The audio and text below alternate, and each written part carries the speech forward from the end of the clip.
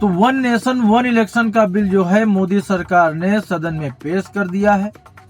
लेकिन सबसे बड़ी चीज कि कांग्रेस और विपक्षी दलों का तो सीधा सा हिसाब है कि भाई कोई भी बिल हो, भारत के हित में हो चाहे जिसमें हो, लेकिन उसे स्वीकार ही नहीं करना है।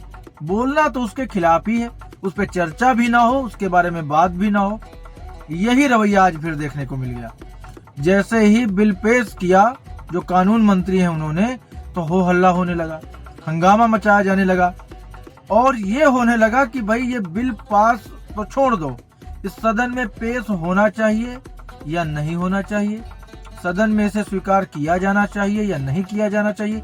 सबसे पहले तो इसके लिए वोटिंग हो जाए। आप लोगों ने देखा होगा अक्सर कि जब पास करते हैं किसी बिल को वोटिंग तब होती है, लेकिन यहाँ पे क्या हुआ उल्टा कि भाई बिल हमें पास करना चाहिए या नहीं करना चाहिए, सबसे पहले तो हमें उसके लिए वोटिंग करनी पड़ेगी। तो वही हुआ, वोटिंग की गई। अब जब वोटिंग कराई गई तो पहली बार में कुछ तकनीकी दिक्कत आई शायद, इसलिए दोबारा से कराई गई। तो सदन में बिल को स्वीकार किया जाए या न किया जाए, इसके लिए जब वोटिंग कराई गई तो जो पक्ष है जिसने सहमति जताई कि नहीं बिल पेश होना चाहिए, वो उसका आंकड़ा जो है 269 का आया। और जो लोगों ने अस्वीकार किया विरोध में कि इस बिल को तो पास तो छोड़ो, इस पे बात भी नहीं होनी चाहिए सदन में, उनकी संख्या मालूम है कितनी है? 198। तो 269 लोगों ने कहा कि भाई बिल आना चाहिए सदन में, हमें इस पे बात करनी चाहिए और लागू करना चाहिए। अगर सही है आगे प्रोसेस में लागू करना होगा, पहले इस पे चर्चा हो, बात हो, बिल पेश हो। और 198 लोगों ने कहा अरे नहीं नहीं नहीं नहीं, बिल पेश ही नहीं होना चाहिए, इतनी तकलीफ है इस बिल से। अब ये बिल से तकलीफ है या मोदी सरकार ये बिल ला रही है इससे तकलीफ है, ये निर्णय मैं आप सब पे दर्शकों छोड़ रहा हूँ।